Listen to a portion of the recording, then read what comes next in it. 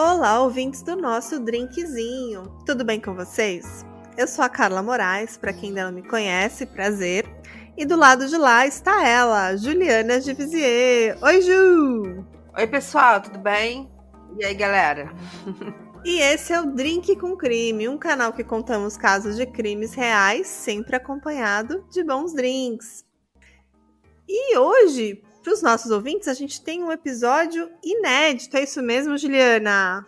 Isso, acho que aqui, pelo menos o pessoal aqui do Brasil, BR, ainda não cobriu esse caso. Pelo menos eu não encontrei. Ele é também, o crime é de 2016, está sendo julgado agora. E eu tô muito curiosa porque eu não conheço o caso, então vai ser mais um react e eu tô muito ansiosa. Então, bora lá?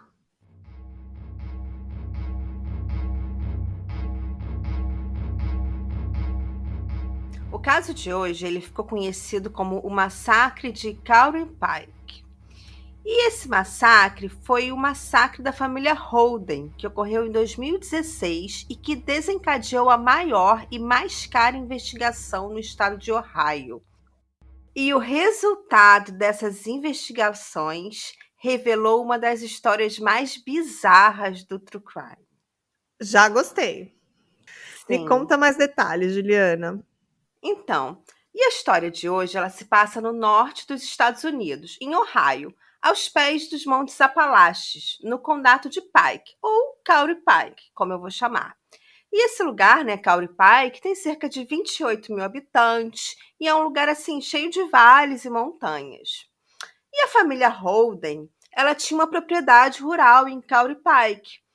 E nessa fazenda havia várias casas, e algumas casas eram, na verdade, trailers. E lá viviam alguns núcleos da família Roden.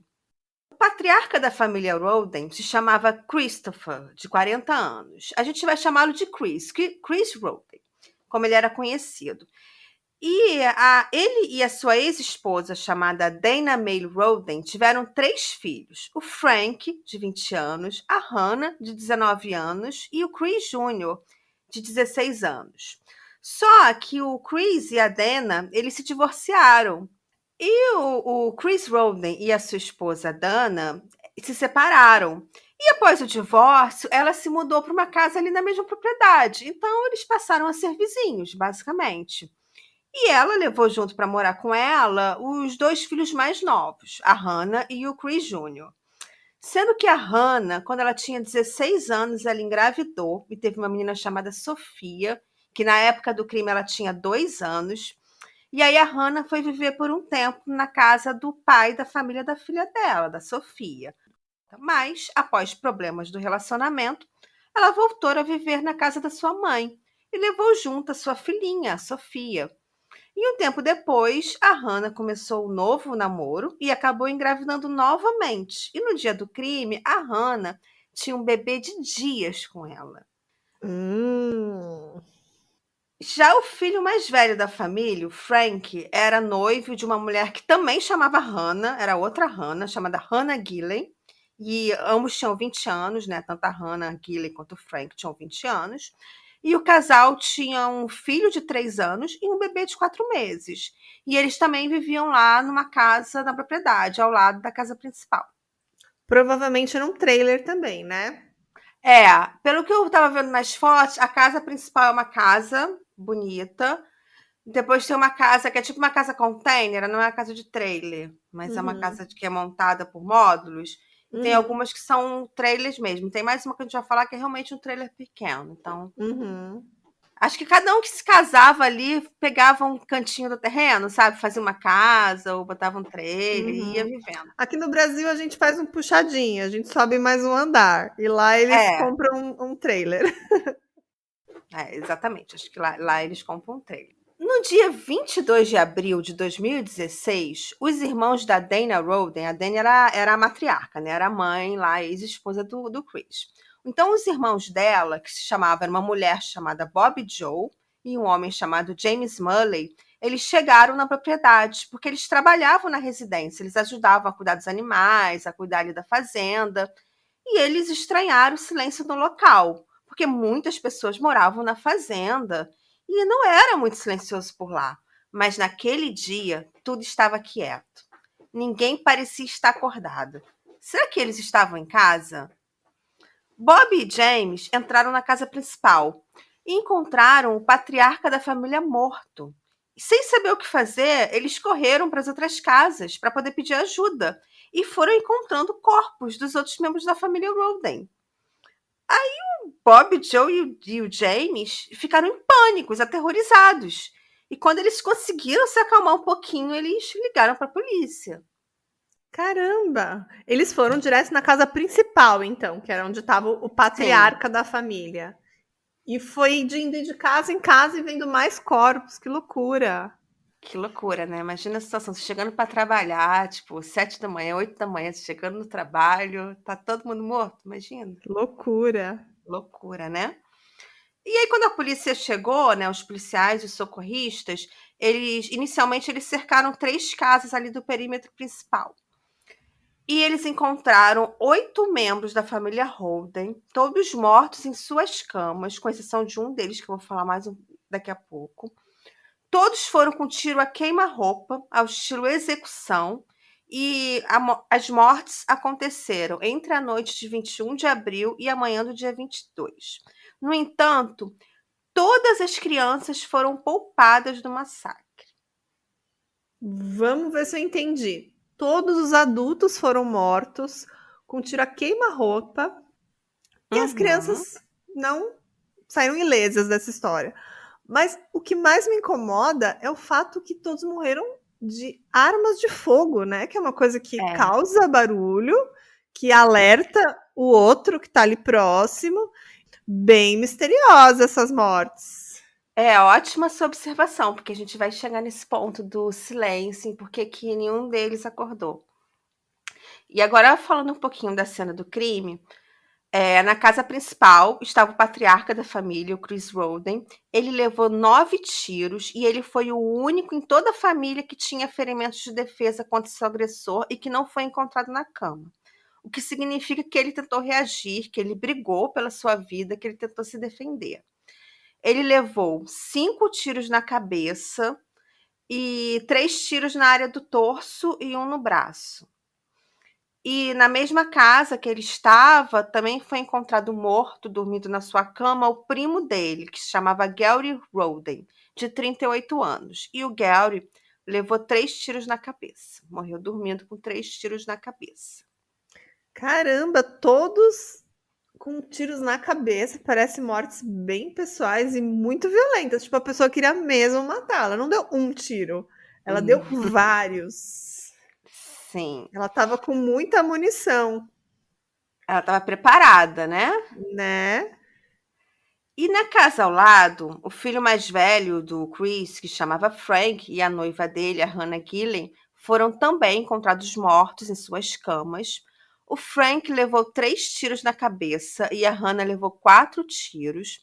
O filho de 4 meses do casal foi encontrado ileso, dormindo entre os corpos dos seus pais. Gente, na mesma E cama. na mesma cama, entre os corpos. Caramba. E o outro filhinho, o filho de 3 anos, também foi encontrado vivo, dormindo na casa.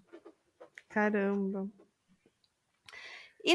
E na terceira casa estava a ex-esposa do Chris Roden, a Dana Mayley Roden, que foi alvejada com 5 tiros na cabeça, e os outros 2 filhos que ela tinha com o Chris, né? Que era o Chris Jr., de 16 anos, que levou 2 tiros na cabeça, e a Hannah, de 19 anos, que foi encontrada com 2 tiros na cabeça, e o bebê recém-nascido dela foi encontrado vivo em seus braços e ainda tentava mamar nos peitos da sua falecida mãe.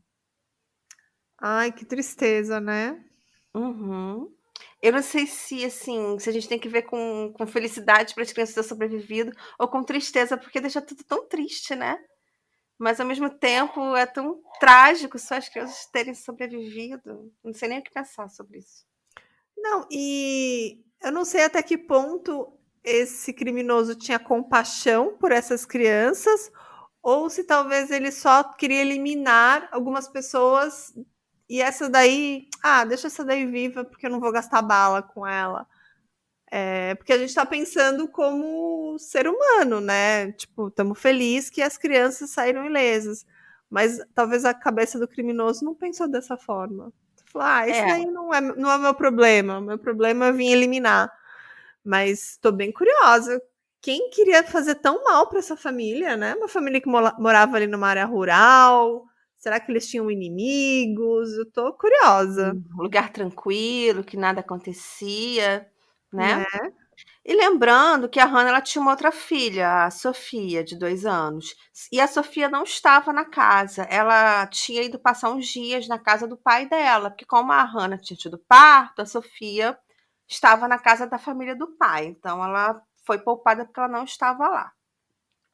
E havia também uma quarta casa que ficava mais distante das outras. E essa realmente era um trailer pequeno. E estava lá o irmão do Chris, que se chamava Kennedy Roden, de 44 anos. Ele foi encontrado morto em sua cama com apenas um tiro na cabeça. Eu tô chocada, porque assim, tiros fazem muito barulho. Fazem. Barulho muito específico. Para quem conhece, ainda mais uma área rural. Você não tem barulho o tempo todo, igual. Tipo, eu moro numa Não. capital, você mora também numa cidade média, grande porte. A gente ouve barulho o tempo todo, escapamento de moto, a gente ouve. Uhum. Você fala, será que é um tiro? Será que é um escapamento? Será que é um rojão? Pode ser tanta coisa, né? Mas se você tá numa área rural e você ouve um estampido seco, você sabe que é um tiro. Uhum. E é muito estranho. Como é que todo mundo em camas diferentes, alguns na mesma casa, outros em casas diferentes, e foram mortos assim de formas muito parecidas, né? Com tiros na cabeça, execução mesmo. E eu tô muito curiosa do desenrolar desse caso, porque até agora eu não encontrei um caminho ainda por onde seguir. Então, resumindo, até o momento, temos 8 pessoas mortas, todas da família Roden, 3 crianças poupadas e uma incrível falta de evidências. O assassino ou assassinos foram extremamente cuidadosos em eliminar seus vestígios. Os cartuchos das balas não foram encontrados, o que significa que foram recolhidos. Na propriedade havia 2 pitbulls, que eram conhecidos por serem agressivos com estranhos. E esses pitbulls foram encontrados tranquilos próximo às suas casinhas e não pareciam ter atacado ninguém durante a noite. Não havia sinais de roubo de objetos na casa. No entanto, nenhum celular foi encontrado na cena do crime. O assassino recolheu o celular de todas as vítimas. Gente, por que recolheria o celular? E assim, tipo, hoje em dia todo mundo dorme com o celular do lado, né? Tipo assim, É. ninguém vai deixar o celular num cômodo e dormir no outro. Mas ele teve o trabalho de recolher todos os celulares. Uhum. Agora, você falou sobre o lance de não ter cápsulas de bala, mas foi identificada a arma porque pode ser que seja um revólver que prenda as cápsulas, né? Existe também isso, que as cápsulas não. Não, era uma Né? pistola calibre 22, semiautomática, Hum, e e eles recolheram os cartuchos. eles recolheram os cartuchos. Recolheram os Tô achando que isso é um trabalho profissional, não sei, contratado. Vou contratar um matador de, mas tem que ser muito Você bom. eu tô achando que você está indo pela primeira teoria da polícia, uma máfia, um agente secreto, tráfico de drogas. Vamos lá, bota calma Porque nessa hora. assim, parece uma coisa muito orquestrada. Eles entraram de casa em casa, matando as pessoas, recolhendo as evidências, recolhendo os celulares e parecia que tá numa missão, né? Tipo, 8 pessoas. Eu tô assim, ainda, ainda tentando entender tudo isso. E assim, para colaborar com essa teoria de que você trouxe, de que poderia ter sido uma máfia, uma organização criminosa, a polícia começou a desconfiar do histórico criminal do Chris e do Kennedy Roden. Porque os dois, assim, faziam pequenas contravenções, os negócios um pouco escusos, e a polícia encontrou na propriedade uma pequena plantação de maconha. E também encontrou o que parecia ser um ringue para briga de galos. E por isso, a primeira linha da investigação da polícia seria o envolvimento ali da família com atos ilegais. Hum. Mas assim, ao mesmo tempo, tem muitas pessoas aí desse núcleo familiar que talvez não participassem disso. Então, ainda não me convenceu. E a polícia também suspeitava de que teria mais de um assassino, porque eram 8 vítimas, é um número muito alto. Então, como todos morreram em suas camas, seria muito difícil que isso fosse trabalho de uma pessoa só. O mais provável é que fosse mais de uma pessoa indo simultaneamente nas casas, entende? Porque mesmo Hum. usando um silenciador, se fosse muito perto, a outra pessoa ia acabar acordando, Sim. É, né? porque teve até um que você falou, que era o casal com o bebê recém-nascido, que os dois estavam na mesma cama. Pois é. E matar um e depois matar o outro, ou teriam que ser, ou o cara teria que ser muito rápido, ou teriam que ser dois, É, né? pois é. E Cowrie Pike era assim um lugar muito tranquilo, onde nada parecido havia acontecido.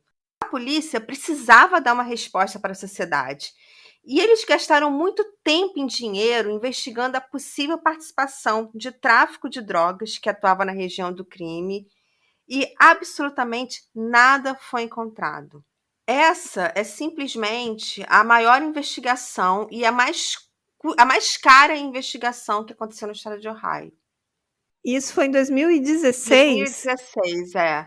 E parte disso é porque eles precisavam dessa resposta na sociedade e porque as primeiras pistas levavam a uma organização criminosa. Então, imagina o custo de você não investigar todos os traficantes que atuam numa região, todas as possíveis máfias. Então, a polícia gastou ali muito tempo investigando traficantes e nada.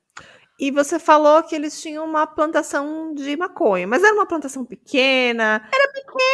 Era provavelmente para uso pessoal. Não era algo assim grande escala. Não, Eles não, provavelmente não eram assim um cartel de drogas, nada desse não. tipo, aparentemente, né? Não. E foi investigado e não encontraram absolutamente nenhuma relação deles com tráfico de drogas ou relação. Uhum. E aí depois a polícia começou a achar que poderia ter envolvimento de um grupo mafioso que atua no estado de Ohio, chamada Máfia do Pão de Milho. Gente, Se fosse Minas, seria a Máfia do Pão de Queijo. né? Máfia do pão de milho. Vamos lá, tô curiosa. Mas não tinha nada a ver com a máfia do pão de milho. Foi só mais dinheiro gasto, mais tempo perdido e nada. Ô, Ju, eu fui pesquisar aqui que é essa cornbread máfia, que é a máfia do pão de milho, e eu vi aqui no Wikipedia que era um grupo de homens do Kentucky que criaram a maior operação doméstica de produção de maconha na história dos Estados Unidos. E era nos condados de Marion, Nelson e Washington, no Kentucky. E esse termo aí, máfia do pão de milho, veio a público em 89, quando 70 homens foram presos ali por organizar essa quadrilha de tráfico de maconha que se estendia por 30 fazendas e por 10 estados ali no centro-oeste e no sudoeste dos Estados Unidos. Então, assim, interessante essa máfia, mas a gente já sabe que não tem nada a ver com esse caso, né? Eu só sei que eles não têm a ver com massacre. E aí a polícia começou a espalhar cartazes com recompensa de $10.000 por informações relevantes, e o caso se transformou assim num daqueles casos não resolvidos que as pessoas ficam teorizando na internet, nos podcasts, sobre as possíveis motivações do crime, as possíveis teorias. Então, fosse alguns anos atrás, ia estar eu e a Carla aqui discutindo as possíveis teorias do caso. Né, mas a gente está discutindo agora, porque apesar desse caso lá nos Estados Unidos ter tido uma repercussão, eu vou ser bem honesta, é a primeira vez que eu ouço. E assim, eu tô muito animada, porque realmente é muito misterioso, são mortes que fogem ali de uma normalidade, né? De que você espera ali, um crime sequencial ali, quase que uma chacina mesmo, né? Sim. Só que esse, Carla, é um caso resolvido. Ele foi resolvido. Ufa, que alívio, eu vou dormir essa noite. E quando a polícia encontrou o rastro correto, O rastro que levaria à solução do crime e revelaria ao mundo que a motivação do crime foi uma bizarra disputa entre duas famílias, a família Roden e a família Regner. Deve ser um vizinho chato, deve ser aquele cara que você comprou a terra e o cara foi lá e grilou. Não sei se nos Estados Unidos tem grilagem. Ou deve ser aquele vizinho chato que fica lá roubando maçã no seu pé de maçã, laranja no seu pé de laranja. Tô achando que é coisa desse tipo. Não tinha tráfico de drogas, não tinha máfia do pão de queijo, tinha vizinhos. Gente. E quem eram os Regners? O patriarca da família se chamava George Billy Regner III, de 46 anos, mas chamaremos apenas de Billy, que era como todo mundo chamava. E o Billy foi casado com a Angela Regner, que também tinha 46 anos. E eles também se divorciaram e ela também se mudou para uma casa ao lado do restante da família, igual dos Roden. A pessoa se divorcia e vira vizinho, vira amigo. Ela não somente continuou morando na casa ao lado, como ela continuou influenciando em todas as decisões da família, nas rotinas, nas decisões familiares. E o Billy e a Angela tinham 2 filhos. O George Regner IV, de 25 anos. Gente, eu já acho cafona chamar o filho de Júnior. Agora, não sei o que, quarto é demais. É demais. Exatamente. E o George Regner IV tinha 25 anos. E o filho mais novo era o Edward Jake Regner, de 24 anos, que nós chamaremos apenas de Jake, que era como todos o conheciam. O Billy e a Angela eram extremamente controladores com a família e com os filhos. Inclusive, os 2 filhos nunca foram à escola presencialmente. Eles estudaram por homeschooling. E isso era uma forma dos pais controlarem os filhos. E depois que os rapazes cresceram, eles adotaram a mesma postura controladora da família. E a família funcionava como uma unidade. Tudo era decidido em família e seguido por todos. Eles até faziam votações para tomar as decisões. E a, entre aspas, unidade familiar também queria controlar as mulheres que se relacionavam com os filhos. E falaremos mais disso daqui a pouco. Eu já tô curiosa. Então vamos continuar o caso, que tá muito interessante, Ju. E a primeira coisa que chamou a atenção da polícia para a família Regner foi que logo após o crime, a família toda se mudou de Kauri Pike para o Alasca e moraram cerca de 1 ano por lá. E depois voltaram para Kauri Pike. Sendo que antes dele irem para o Alasca, o filho mais velho, George IV, era casado e a esposa dele foi junto para o Alasca. E quando eles voltaram, o filho mais novo, o Jake, tinha se casado com uma mulher do Alasca e ela também voltou junto. Então, as 2 esposas voltaram junto. Só que logo que a família voltou, as 2 esposas fugiram e procuraram a polícia. Elas então que delataram os crimes? Provavelmente, porque não se sabe exatamente o que elas disseram, porque elas estavam assustadas e pediram sigilo. Inclusive, até as identidades delas, os nomes delas, não são falados nas reportagens. Mas especula-se que foi o depoimento delas que fez a família Regner ir para o centro das investigações. Então vamos ver se eu entendi. Os 4 membros da família, mais a esposa do filho mais velho, se mudaram lá para o Alasca, passaram uma temporada lá de 1 ano. O filho mais novo conheceu uma mulher, se encantou e os 2 voltaram para o local lá para onde eles moravam, né? E quando eles chegaram, a mulherada já saiu correndo, tipo assim, tem coisa errada. Já tava alguma coisa muito estranha rolando ali, né? E a gente não sabe exatamente o que foi, porque é sigilo. E o que aconteceu entre a família Regner e a família Roden? As 2 famílias tinham propriedades rurais na mesma região ali de Kauri Pike, então eram praticamente vizinhos. E a relação entre eles, por muitos anos, foi super cordial e muito próxima. Os 2 patriarcas das famílias, o Chris Roden e o Billy Regner, eram amigos de longa data. Inclusive, faziam negócios juntos. Alguns dos negócios não eram 100% legais. Mas antes que vocês imaginem que esse caso tem a ver com questões financeiras ou negócios, Não tem, não. São questões muito pessoais que vão levar a esse crime. Será que o patriarca casou com a namorada do outro? Tô achando que pode ser isso. E, Carla, você falou que você estava sentindo cheiro de romance no ar? Pois é. O que aconteceu? O filho mais novo da família Regner, o Jake, quando ele tinha 18 anos, ele se interessou pela filha do meio da família Roden, a Hannah Roden, que na época tinha 13 anos.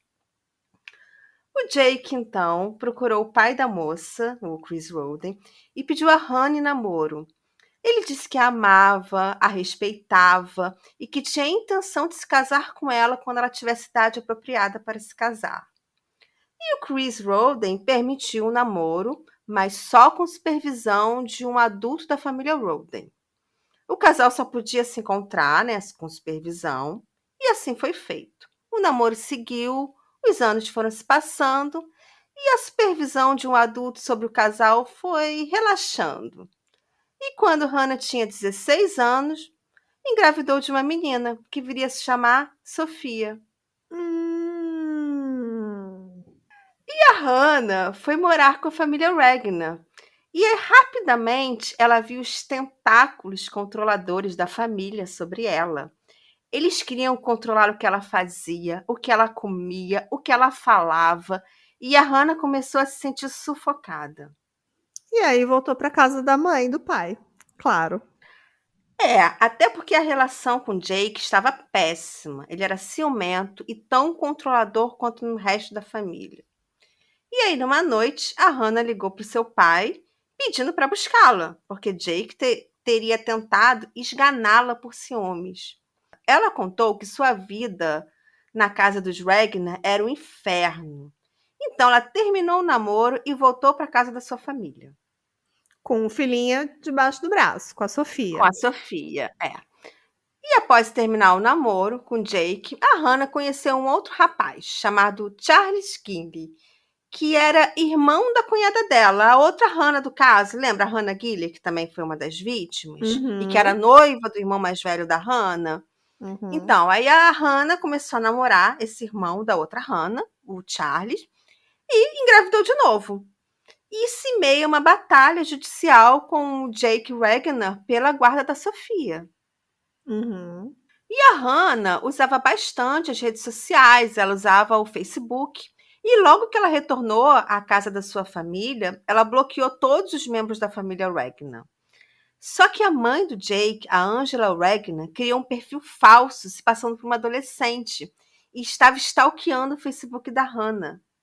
Hum. E quando a Hannah já estava grávida do segundo filho, e isso aconteceu em 15 de 12 de 2015, 4 meses antes do crime, a Hannah fez um vídeo para o Facebook, no qual ela dizia que ela preferia morrer do que dar a guarda da Sofia para os Regner.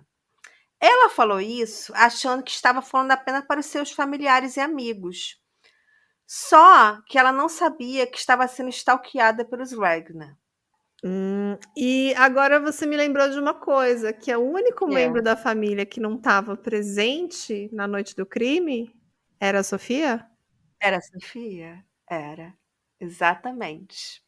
Tá, mas vai continuando que tá interessante. E após verem isso, verem esse recado no Facebook que ela preferia morrer, a família Wagner se reuniu para discutir a questão. Eles, inclusive, votaram e todos concordaram com um plano que começou a ser elaborado 4 meses antes do crime. Hannah precisava morrer para que os Wagner tivessem a guarda da Sofia. Mas se só Hannah morresse, outro membro da família Roden poderia pedir a guarda da Sofia. Então, todos os adultos da família Roden deveriam ser eliminados, deveriam morrer. As crianças seriam as únicas poupadas, porque elas não poderiam pedir a guarda da Sofia. E por isso seria necessário aguardar o nascimento do segundo filho da Hannah antes de matá-la, porque eles não queriam matar as crianças. Além de ser a oportunidade perfeita para tirar a Sofia da casa, porque com a Hannah recém-saída de um trabalho de parto, Jake teria justificativa para levar Sofia para a casa dos Regner. Então vamos ver se eu entendi. Eram os 4 membros da família Wagner e provavelmente a esposa do mais velho, que ele já era casado, né? Que talvez ela foi, de certa forma, ali uma cúmplice também, né? Mas eram 4 pessoas que deram cabo dessa família aí de 8, né? Que loucura! E assim, a motivação é a mais bizarra do mundo. Total. É matar 8 pessoas, matar uma família toda pela guarda de uma criança. Quantos casais no mundo não se separam e não matam uma família toda por uma guarda de uma criança? É muito bizarro essa motivação. Não, é triste ao mesmo tempo, porque, assim, apesar de eles estarem ali numa guarda pela criança, porque aparentemente a Hannah não ia dar a guarda para a família do pai.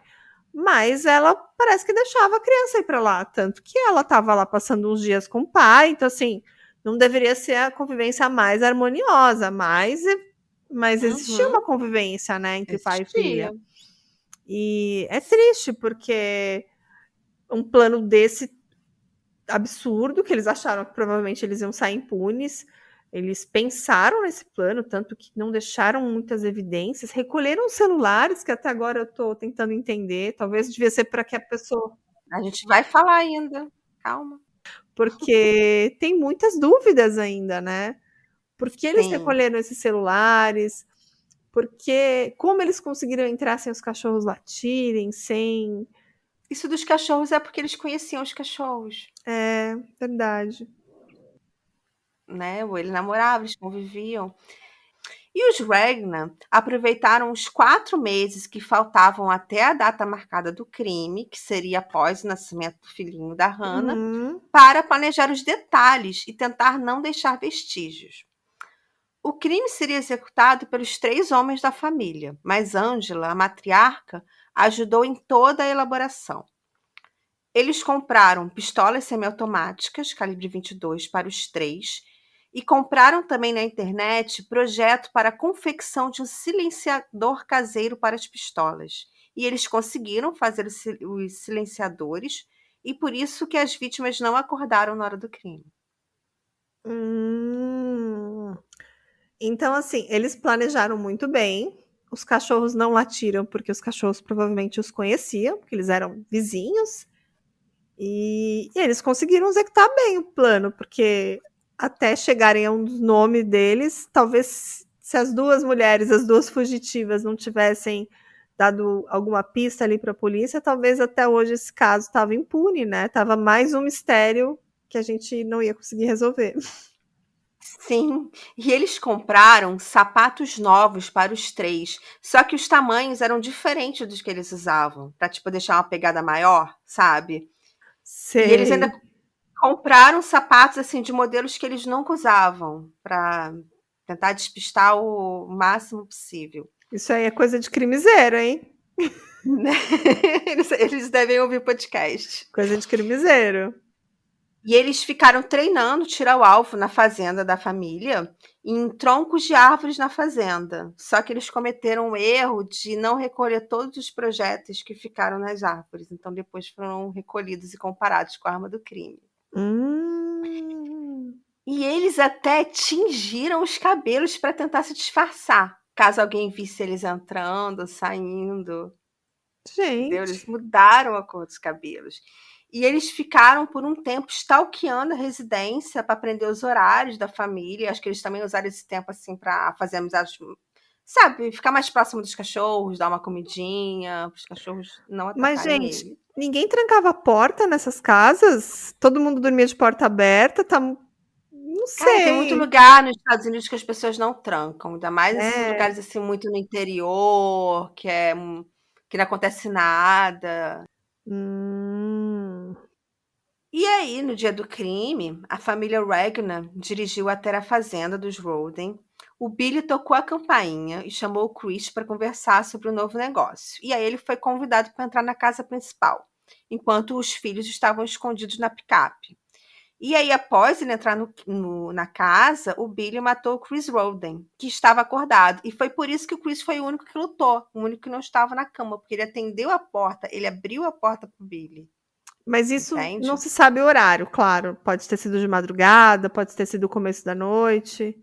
Segundo a confissão do Jake, que mais tarde a gente vai falar que ele confessou, foi à noite. Uhum.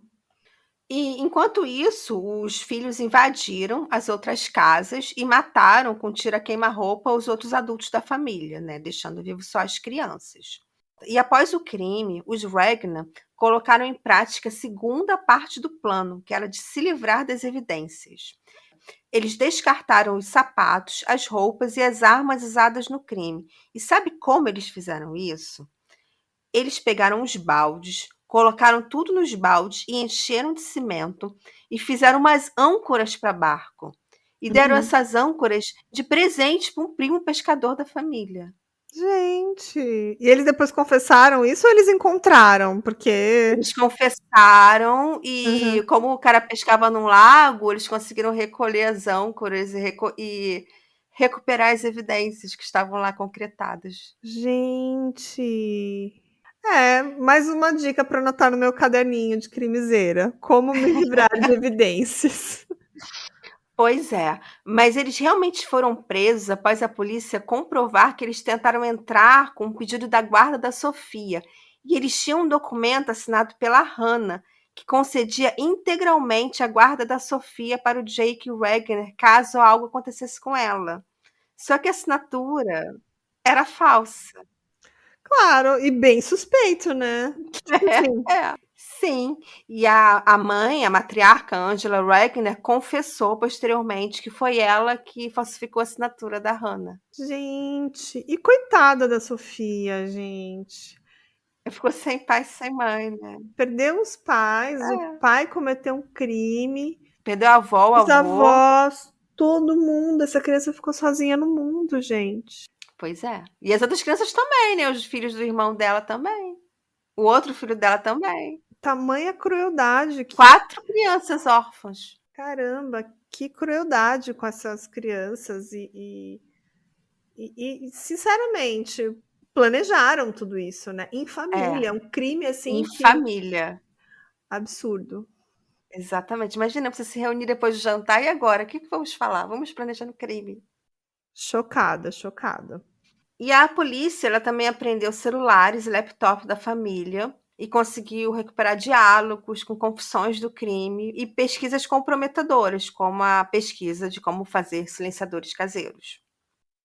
E na fazenda da família, como eu tinha comentado, eles recuperaram balas e cartuchos entre as árvores, conseguiram comprovar que era da mesma arma do crime, então, quer dizer, a arma estava sob a posse deles. E após quase 2 anos presos, o Jake foi o primeiro a confessar.